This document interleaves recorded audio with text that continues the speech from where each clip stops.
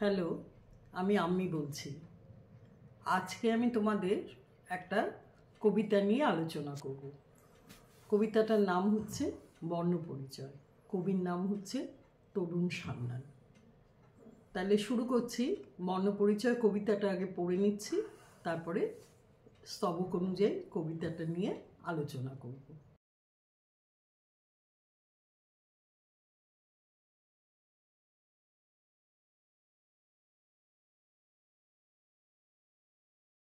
ঠিক আছে, শুরু করছি। বর্ণপরিচয়, কবি তরুণ সান্যাল। দেউড়ির সামনে টুলে বসে মস্ত গোপ, উর্দি ও নিষেধ। একটি দুটি নীল বাস উড়ে আসছে, ছুঁয়ে যাচ্ছে হাওয়ায় শ্যাম্পুর হালকা গোলাপ বা ল্যাভেন্ডার জুঁই, এবং স্বর্গের ভাষা জলের ওপরে জলপাতে, এবং মার্বেল সিঁড়ি বেয়ে উঠে যাচ্ছে দুটো স্যাচেল টিফিন বক্সে। মায়েদের স্ট্যাটাস সিম্বল হয়ে পরিদেশ শিশু, বাবাদের আকাঙ্ক্ষা ও ব্যয় হয়ে ভারতের ভাবী শাসকেরা। দেউড়ির অনেক বাইরে বুকে চেপে ভাঙা স্লেট, বর্ণপরিচয়, তালিমারা ছেঁড়া প্যান্ট, বুকের বোতামহীন সস্তা শার্ট, ঠেলে ওঠা পাঁজর কণ্ঠায় এক শিশু। এইসব দেবদূতদের দেখে, এইসব ভবিষ্যৎ প্রভুপত্নীদের দেখে চিনে নিচ্ছে বর্ণপরিচয়।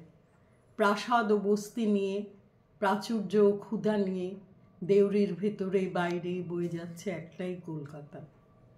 খোকা, তোর আরও ঢের মন দিয়ে বর্ণপরিচয় শেখা চাই।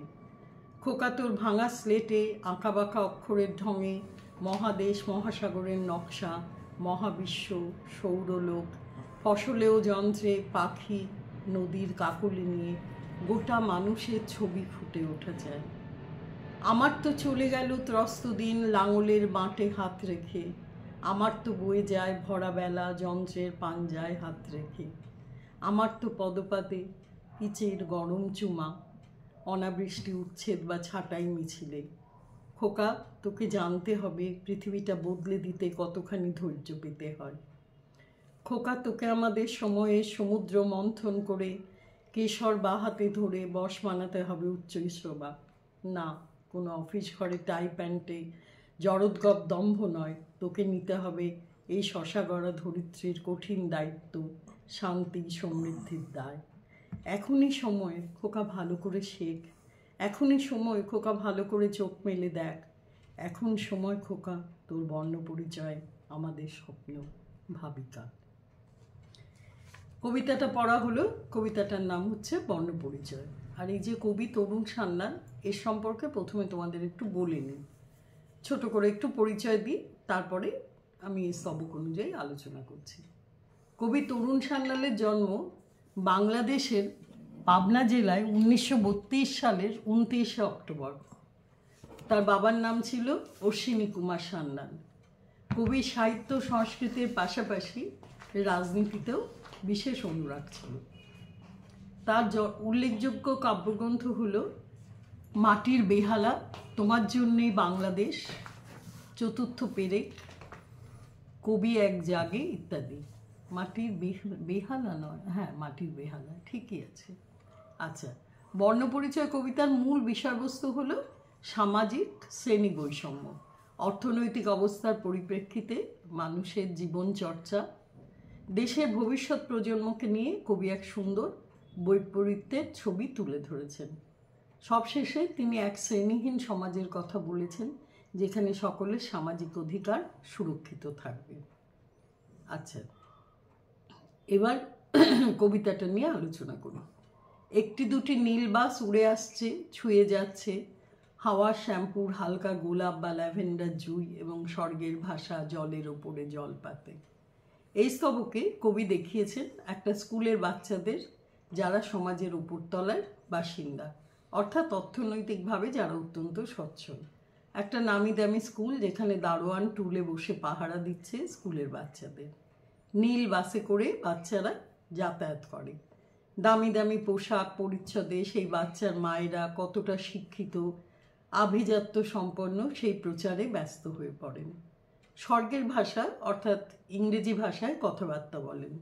তারা যে অন্যদের থেকে সম্পূর্ণ আলাদা এবং সমাজের উচ্চবিত্ত সম্প্রদায়ভুক্ত, সেটাই জাহির করার চেষ্টা করেন। কবি জানেন যে এই প্রজন্ম দেশের ভবিষ্যৎ নাগরিক, যারা দুঃখের কোনো রকম আস্বাদ পায়নি। এবার পরের স্তবক হচ্ছে, এবং মার্বেল সিঁড়ি বেয়ে উঠে যাচ্ছে দ্রুত স্যাচেল টিফিন বক্সে মায়েদের স্ট্যাটাস সিম্বল হয়ে পরিদেশ শিশু, বাবাদের আকাঙ্ক্ষা ও ব্যয় হয়ে ভারতের ভাবী শাসকেরা। এই স্তবকে কবি মায়েদের স্ট্যাটাস সিম্বলের কথা বলেছেন, যা বোঝা যায় তাদের শিশুদের ব্যবহৃত দামি ড্রেস, দামি টিফিন বক্স, দামি জুতোয়। এইসব ছেলেমেয়ের মায়েরাও ইংরেজিতে কথা বলে ছেলেমেয়েদের প্রশংসা করে নিজেরাও সমাজের কত উচ্চস্তরে অবস্থান করেন তা বোঝানোর চেষ্টা করেন। বাবাদের ইচ্ছে এবং খরচ বা ব্যয় এইসব শিশুরা বা ব্যয় করেন বলে, বাবারা তাদের ইচ্ছে মতো খরচ এবং ব্যয় করেন বলেই এইসব শিশুরা সমাজে বড় হয়, সমাজে এরাই প্রতিষ্ঠা পায়, অনেক সুযোগ সুবিধে এরা পায়। অনেক সময় তারা আমাদের দেশে, ভারতবর্ষের ভাবী শাসকও হয়ে ওঠে। এইসব ছেলেমেয়েরা সমাজের নিম্ন মধ্যবিত্তদের চেনে না, অভাব কি জানে না, তাদের পড়াশুনো, শিক্ষা দীক্ষা সমাজের সাধারণ মানুষের থেকে একেবারে আলাদা। আসলে এই দুটোইতে যেটা কবি বলতে চেয়েছেন দুটো স্তবকের মধ্যে, যে অর্থনৈতিক সাম্যবাদ তো এখানে নেই, সুতরাং এই যে অর্থনৈতিক বৈষম্য, তাতেই কিন্তু একদল খুব বেশি মাত্রায় তারা সমাজের উঁচু তলায় অবস্থান করে, তারা সব কিছু পায়। সব কিছু বলতে কি, তারা সুযোগ সুবিধে, টাকা পয়সা সব কিছুর তাদের আছে, এবং সেটা থাকার জন্যে তাদের বাবাদেরও ব্যয় করতে কোনো অসুবিধে হয় না। তাই ওই তলার, অর্থাৎ যারা উচ্চবিত্ত সম্প্রদায়ের শিশুরা, তারা কিন্তু অনেক ভালোভাবে, তারা কোনো অভাব অনটনের মধ্যে না গিয়ে তারা শিক্ষাটা ভালো করে সম্পন্ন করতে পারে। তারা যা চায় মোটামুটি তাদের স্বপ্ন পূরণ তারা করতে পারে। তারপরে স্তবকে দেউড়ির অনেক বাইরে বুকে চেপে ভাঙা স্লেট বর্ণ পরিচয়, তালি মারা ছেঁড়া প্যান্ট, বুকের বোতামহীন সস্তা শার্ট, ঠেলে ওঠা পাঁজর কণ্ঠায় এক শিশু। এই স্তবকে কবি সমাজের আরেক প্রান্তে থাকা মানুষদের কথা বলেছেন, তাদের শিশুদের কথা বলেছেন, যাদের অর্থ নেই, আভিজাত্য নেই, আছে শুধু অভাব, যাদের বাচ্চারা পড়াশুনো করে ভাঙা স্লেটে, স্কুলে পড়ে যায় ছেঁড়া প্যান্ট যাতে অসংখ্য তালি মারা থাকে, সস্তা বোতাম ছাড়া জামা, আর বুকের মধ্যে ধরা থাকে ঈশ্বরচন্দ্র বিদ্যাসাগরের বর্ণপরিচয় বই। অভাবে সংসারে অপুষ্টিতে ভোগা শিশুর হাড় জিরজিরে চেহারা চোখে পড়ে। সমাজের এই অবহেলিত দরিদ্র মানুষেরা বর্ণপরিচয়হীন হয়েই থাকে, চিরকাল তাদের সমাজের একপাশে থেকেই দিন কাটে। এখানে যেসব শিশুদের কথা বলা হয়েছে, তাদের বাবা মারা একেবারে নিম্নবিত্ত সম্প্রদায়ের, যাদের এতটুকু এক্সট্রা মানে অতিরিক্ত পয়সা নেই, যে পয়সা দিয়ে তারা তাদের শিশুকে খুব ভালোভাবে শিক্ষিত করতে পারে। তবু সব সমাজের লোকই তো, সমাজের সব লোকই তো চায় শিক্ষিত হতে। তাই এই নিম্নবিত্ত সম্প্রদায়ের বাচ্চারা, তারাও কিন্তু ছেঁড়া জামা প্যান্ট পরে হলেও তারাও কিন্তু বুকের মধ্যে ঈশ্বরচন্দ্র বিদ্যাসাগরের বর্ণপরিচয় নিয়ে, অর্থাৎ তারাও অক্ষর জ্ঞান করতে চায়, তারাও চেষ্টা করে বড় হতে। হ্যাঁ, যদিও তাদের বাবা মার সাধ্য একেবারেই নেই, এই অভাব অনটনের মধ্যে থেকেও কিন্তু তারা শিক্ষিত হওয়ার চেষ্টা করে। তারপরে আসছি, এইসব দেবদূতদের দেখে, এইসব ভবিষ্যৎ প্রভুপত্নীদের দেখে চিনে নিচ্ছে বর্ণপরিচয়। কবি এই স্তবকে অভিজাত শ্রেণীর ছেলে মেয়েদের দেবদূত আখ্যা দিয়েছেন, যারা ছোট থেকে দামি পোশাক, দামি জুতো, দামি ব্যাগ, টিফিন এসব নিয়ে স্কুলে যাতায়াত করে। কবির ধারণা হচ্ছে এসব শিশুরাই হবে ভবিষ্যতে রাষ্ট্র শাসক। কবিতায় এদের প্রভু ও প্রভুপত্নী বলে সম্বোধন করেছেন। আসলে এই শ্রেণীর, অভিজাত শ্রেণীর ছেলেমেয়েরা, তাদের তো কোনো কিছুতে অসুবিধে হচ্ছে না, তাই তারা অনেকটা উঁচুতে, তারা অনেক বেশি শিক্ষিত হতে পারেন, এবং শিক্ষিত হওয়ার পাশাপাশি কবির ধারণা যে এরাই হয়তো রাষ্ট্র শাসক হবে। কারণ দেখা গেছে, বাস্তবে যা দেখা যায় তাতে দেখা যায় এই ধরনের সমাজ থেকে বেশিরভাগ রাষ্ট্রশাসক আসেন। আর সমাজের অন্যদিকে যে অভাবী মানুষেরা তাদের শ্রমের বিনিময়ে সমাজকে উন্নত করে চলেছে, তারা কিন্তু চিরকালই বঞ্চিত, অবহেলিত হয়ে থাকবে। এই অবহেলিত শিশুরাও চিনে নিচ্ছে উচ্চবিত্তদের সঙ্গে তাদের পার্থক্য, আর সেই সঙ্গে চিনে নিচ্ছে তাদের বর্ণ পরিচয়। অর্থাৎ এদের পাশাপাশি যে ছোট শিশু যারা অভাবে অনটনে মানুষ হয়েছে, তারাও কিন্তু তাদের পাশাপাশি তারা কিন্তু দেখে নিচ্ছে ওই উচ্চবিত্ত সমাজের সম্প্রদায়ের ছেলে মেয়েদের, এবং তাদের সঙ্গে যে এদের কতটা পার্থক্য সেটাও তারা বুঝতে পারছেন। এইভাবেই তাদেরও কিন্তু জানতে পারছে যে তারা সমাজের কোথায় অবস্থান করে। প্রাসাদ ও বস্তি নিয়ে, প্রাচুর্য ও ক্ষুধা নিয়ে দেউড়ির ভেতরে বাইরে বয়ে যাচ্ছে একটাই কলকাতা। কবি এই স্তবকে কলকাতায় বসবাসকারী দু ধরনের মানুষের কথা বলেছেন। উচ্চবিত্ত সম্প্রদায় যারা প্রাসাদে বসবাস করেন, যাদের ছেলেমেয়েরা অনেক প্রাচুর্যের মধ্যে মানুষ হয়, যাদের স্বপ্ন পূরণ হতে কোনো বাধা থাকে না, এরাই থাকেন কলকাতার শহরাঞ্চলে। আর একদল মানুষ যারা থাকেন বস্তিতে, যাদের অভাব নিত্য সঙ্গী, অনাহার অপুষ্টি ভরা দেহ, যাদের স্বপ্ন পূরণ করা সবসময় হয় না, তবে তাদের আছে স্বপ্ন দেখার আনন্দ। সেসব মানুষেরা থাকেন কলকাতা শহর থেকে দূরে। এসব মানুষদেরই পরিশ্রমে গড়ে ওঠে শহরের সভ্যতা। এভাবেই চিরকাল অর্থনৈতিক বৈষম্যে গড়ে ওঠে সমাজ। ধনী আরও ধনী হয়, আর গরিব আরও গরিব হতে থাকে। আসলে এই পুরো স্তবকটার মধ্যে কবি দু ধরনের মানুষকেই বোঝাচ্ছেন, একদল প্রাসাদে থাকে, একদল বস্তিতে থাকে। আর তোমরা জানো, প্রাসাদে যারা থাকেন তারা উচ্চবিত্ত সম্প্রদায়ের লোক, তাদের ছেলেমেয়েরা অনেক প্রাচুর্যের মধ্যে মানুষ হয়। আর বস্তিতে যারা থাকে তারা যদিও সমাজকে তারা উন্নত করেন তাদের পরিশ্রম দিয়ে, তাদের মেহনত দিয়ে, কিন্তু সমাজে যখন উন্নত হয় তখন কিন্তু সেই উন্নতির কোনো ভাগটা তারা পান না। কারণ তারা কিন্তু সেই খিদে নিয়েই তাদের বেঁচে থাকতে হয়, অভাব অনটন তাদের নিত্য সঙ্গী। এদের ছেলেমেয়েরাও ঠিক সেভাবেই মানুষ হয়। এভাবেই চিরকাল অর্থনৈতিক বৈষম্য, অর্থনৈতিকভাবে তো আমরা কখনোই এক নই, কেউ এখানে সাম্য কোথাও নেই। সুতরাং এইভাবেই গড়ে ওঠে সমাজ। ধনী সে আরও ধনী হয়, গরিব কিন্তু আরও গরিব হতে থাকে।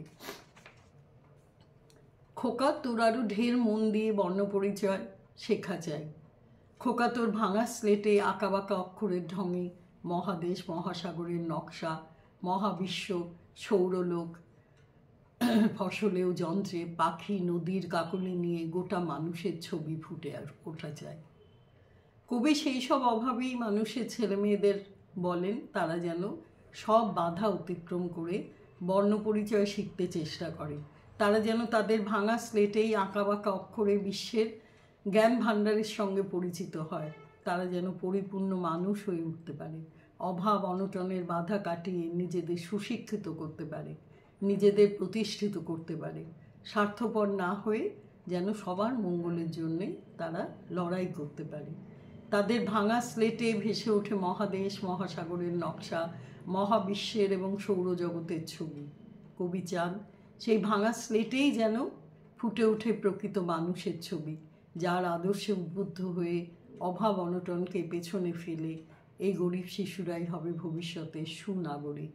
পৃথিবীর সব মানুষের সুখ শান্তি আর ভালো থাকার জন্য তারা চেষ্টা করবে আত্মকেন্দ্রিক না হয়ে। এক বৈষম্যহীন সমাজ গড়ারও চেষ্টা করবে তারা। কবি এখানে কি বলছেন, যে কবি চাইছেন, কবি যেটা মন থেকে চাইছেন, যে দুটো তো স্তরে ভাগ হয়ে গেছে, একটা উচ্চ শ্রেণীর মানুষ, একটা নিম্ন শ্রেণীর মানুষ। নিম্ন শ্রেণী বলবো না, নিম্নবিত্ত মানুষ। কবি চাইছেন যে এই যে নিম্নবিত্ত মানুষ, তাদের ছেলেমেয়েরা শত অভাব অনটন সব কিছুর বাধা অতিক্রম করে তারাও যেন ভালোভাবে শিক্ষিত হয়ে তারাও যেন পৃথিবী গড়ে তোলার কাজে উদ্বুদ্ধ হয়। তারা যেন একটা ভালো মানুষ হয়, শুধু শিক্ষিত হলে হবে না, একটা যেন গোটা মানুষ অর্থাৎ ভালো মানুষ হয়। তারা যেন নিজেদের দিক না দেখে আত্মকেন্দ্রিক না হয়ে সমাজের সবার জন্যে যেন তারা চেষ্টা করে, এবং এইভাবে যেন এক বৈষম্যহীন সমাজ গড়ারও চেষ্টা করবে তারা। আমার তো চলে গেল ত্রস্ত দিন লাঙলের বাঁটে হাত রেখে, আমার তো বয়ে যায় ভরা বেলা যন্ত্রের পাঞ্জায় হাত রেখে, আমার তো পদপাতে পিচের গরম চুমা অনাবৃষ্টি উচ্ছেদ বা ছাঁটাই মিছিলে। শ্রমজীবী মানুষের দিন কাটে মাঠে ঘাটে চাষ করে, কিংবা কলকারখানায় যন্ত্রের সাহায্যে কাজ করে। তাদের বর্ণপরিচয় না থাকার জন্য দিন রাত পরিশ্রম করে জীবিকা নির্বাহ করতে হয়। এত পরিশ্রম করার পরও কিন্তু তাদের রোজগারের অনিশ্চয়তা থেকে যায়। তাই উচ্ছেদের ভয়ে বা ছাঁটাইয়ের ভয়ে প্রতিবাদ করে মিছিলে পা মেলাতে হয়। এইসব শ্রমজীবী মানুষেরা তাই তাদের সন্তানদের শিক্ষিত হতে বলেন, তাদের বর্ণপরিচয় জ্ঞান অর্জন করতে বলেন, যাতে ভবিষ্যতে এরকম অনিশ্চিত জীবনযাপন না করতে হয় তাদের সন্তানদের। চিরকাল অভাব অনটনকে সঙ্গী করে যেন না বাঁচতে হয়। এই পুরো কথাটা কিন্তু শ্রমজীবী মানুষের মুখ থেকে বলানো হয়েছে। অর্থাৎ যেন শ্রমজীবী মানুষেরা বলছেন যে তারা সমাজের উন্নতির জন্যে তারা কলে কারখানায় রাস্তা ঘাটে মাঠে ঘাটে চাষ করে অথবা যন্ত্র চালিয়ে তারা কিন্তু সমাজকে উন্নত করার চেষ্টা করে।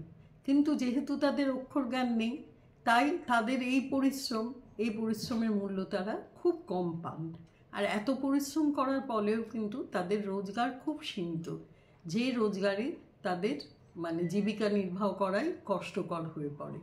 তাই কখনো কখনো তারা যারা কলকারখানায় চাকরি করেন কাজ করেন তাদের উচ্ছেদ হয়ে যায় অনেক সময়, অর্থাৎ তাদের তখন একেবারেই অনিশ্চিত ভবিষ্যৎ। তো কবি তাই চান এদের মুখ দিয়ে বলাতে চেয়েছেন যে তারা চান তাদের সন্তানরা যেন ভবিষ্যতে অক্ষর জ্ঞান সম্পন্ন করে তারা যেন শিক্ষিত হতে পারে, তারা যেন একটা নিশ্চিত ভবিষ্যৎ যেন গড়ে তুলতে পারে, যাতে এই রকমভাবে এই অভাব অনটনের মধ্যে তাদের থাকতে না হয়। সবারই তো ইচ্ছে করে না বড় হতে, তাদের একটা উঁচু জায়গায় দেখতে। প্রত্যেকেই চায় আমি যেভাবেই থাকি না কেন আমার ছেলেমেয়েরা যেন এর থেকে অনেক অনেক উন্নত হতে পারে। তো এই শ্রমজীবী মানুষেরা তারাও কিন্তু চান যে তাদের ছেলেমেয়েরা পড়াশুনো শিখে তারা সমস্ত বাধা অতিক্রম করে যেন একটা সুন্দর ভালো জীবনে প্রতিষ্ঠিত হতে পারে। এরপরে হচ্ছে, খোকা তোকে জানতে হবে পৃথিবীটা বদলে দিতে কতখানি ধৈর্য পেতে হয়। খোকা তোকে আমাদের সময়ে সমুদ্র মন্থন করে কেশর বাঁ হাতে ধরে বশ বানাতে হবে উচ্চৈঃশ্রবা। কবি এই স্তবকে সমাজের দরিদ্র অবহেলিত শ্রেণীর ছেলে মেয়েদের কথা বলেছেন। এখানে সেই ছেলে মেয়েদের বাবারা কবির ভাষায় তারা বলছেন, কবি তাদের অনুরোধ করেছেন ধৈর্য ধরে এবং পরিশ্রম করে শিক্ষিত হতে। সমুদ্র মন্থনের সময় সমুদ্র থেকে উঠে আসে এক শ্বেত অশ্ব, সাদা ঘোড়া, যা ইন্দ্রদেবের অশ্ব বলেই পরিচিত। এই শ্বেত অশ্ব অমৃত পান করত বলে শ্রেষ্ঠ অশ্ব ছিল এবং তার গতি ছিল প্রবল।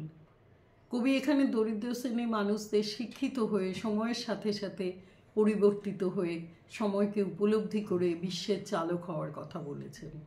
উচ্চৈঃশ্রবার গতি যেমন অপ্রতিরোধ্য, কিন্তু সুদক্ষ অশ্বারোহী ঘোড়ার ওপর বসে ঘোড়ার কেশর আকর্ষণ করে ঘোড়ার গতি নিয়ন্ত্রণ করে এবং নিজের ইচ্ছে মতো তাকে চালনা করতে পারে। কবির একান্ত আশা বর্ণপরিচয়হীন শিশুরা শিক্ষিত হয়ে সময়ের দুরন্ত গতির কেশর ধরে নিয়ন্ত্রণ করে সমাজকে পরিচালনা করতে পারবে। অর্থাৎ কবি চাইছেন, কবি এটা নিম্নবিত্ত শ্রেণীর ছেলে মেয়েদের বাবাদের তাদের মুখ থেকে বলতে চাইছেন যে পৃথিবীটা বদলে দিতে গেলে কিন্তু অনেকটা ধৈর্যের প্রয়োজন। যখন অমৃত সমুদ্র মন্থন করে যখন অমৃত আনা হয়েছিল তখন কিন্তু উঠে আসে একটা সাদা ঘোড়া, তার নাম হচ্ছে উচ্চৈঃশ্রবা। বলা হয় সে হচ্ছে ইন্দ্রদেবের অশ্ব এবং এর বিপুল গতি। তো কবি এই উচ্চৈঃশ্রবা অশ্বের কথা বলেছেন একটাই কারণে, কারণ সময় তো দুরন্ত গতিতে বয়ে চলেছে।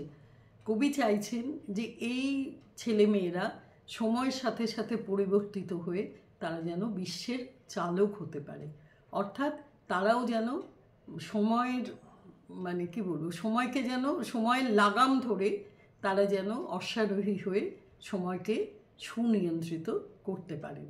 এবং কবির একান্ত আশা বর্ণপরিচয়হীন শিশুরা শিক্ষিত হয়ে সময়ের দুরন্ত গতির কেশর ধরে নিয়ন্ত্রণ করে সমাজকে পরিচালনা করতে পারবে। এরপরে স্তবক বলছে, না কোনো অফিস ঘরে টাই প্যান্ট পরা জড়োদ্গব দম্ভ নয়, তোকে নিতে হবে এই শশা গড়া ধরিত্রীর কঠিন দায়িত্ব, শান্তি সমৃদ্ধির দায়। এই স্তবকে কবি বলতে চেয়েছেন সংসারের নিচু তলার মানুষেরা শিক্ষিত হয়ে যেন অফিসে টাই প্যান্ট পরে শুধুমাত্র আত্মকেন্দ্রিক হয়ে না পড়ে, তারা যেন নিজেদের ওপরে ওঠার লড়াইটা ভুলে না যায়। তাদের ওপর কঠিন দায়িত্ব আছে সমাজের সব শ্রেণীর মানুষদের জন্যে। ভবিষ্যৎ পৃথিবীর সুখ শান্তি সমৃদ্ধির দায়িত্ব আছে তাদের ওপর। এভাবেই অর্থনৈতিক বৈষম্য মুছে ফেলে এক শ্রেণীহীন সমাজ গড়ার দায়িত্বও রয়েছে তাদের। একটা গোটা মানুষ অর্থাৎ পরিপূর্ণ মানুষ হয়ে ওঠার চেষ্টা করতে হবে। সমাজের সব শ্রেণীর মানুষকে বোঝাতে হবে তাদের অধিকারবোধ, তাদের সমাজের প্রতি দায়বদ্ধতা। এক শ্রেণীহীন নতুন পৃথিবীর স্বপ্ন দেখতে হবে। তাহলে কবি এখানে কি বলছেন,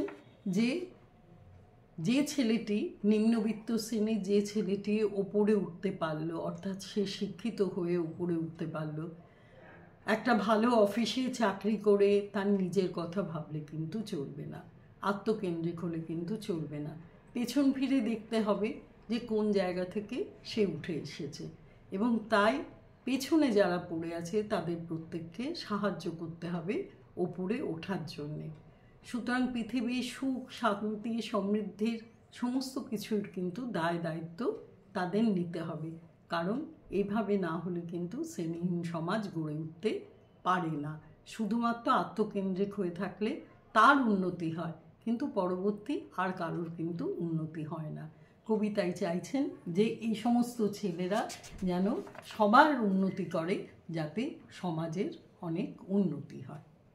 এরপরে একদম শেষ প্যারা, এখনই সময় খোকা ভালো করে শেখ, এখনই সময় খোকা ভালো করে চোখ মেলে দেখ, এখন সময় খোকা তোর বর্ণ পরিচয় আমাদের স্বপ্ন ভাবিকাল। শেষ স্তবকে কবি শ্রমজীবী মানুষের শিশু শিক্ষার্থীদের সচেতন করে দিয়ে বলেছেন সমাজে যা প্রতিনিয়ত চলছে তা ভালো করে প্রত্যক্ষ করতে, তা ভালো করে দেখতে, যে সমাজে কি চলছে সারাক্ষণ, কিভাবে উচ্চবিত্ত শ্রেণী নিম্নবিত্ত শ্রেণীকে শোষণ করে সমাজের সুখ সম্পদ করায়ত্ত করছে।